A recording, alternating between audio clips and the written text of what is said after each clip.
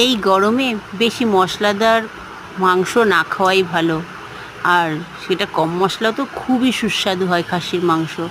তার জন্য তোমাদের লাগবে 10-12টা, আমি নিয়েছি 1 কেজি মাংসের মধ্যে 10-12টা কাঁচা লঙ্কা বাটা, 2 চামচ আদা বাটা, 1 চামচ রসুন বাটা, সামান্য একটু নুন দিয়ে ভালো করে মাংসটাকে মেখে রেখে দিয়েছি 1 ঘন্টার জন্য।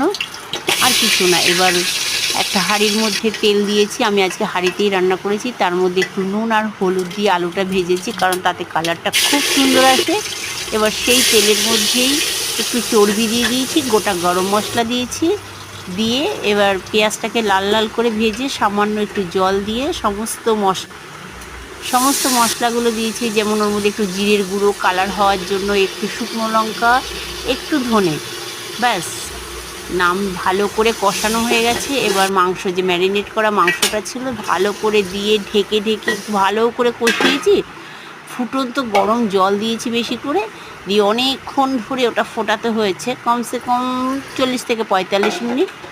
তারপরে নামিয়ে নিয়ে দুর্দান্ত টেস্টি একটা খাবার খেয়ে দেখতে পারো তোমরাও।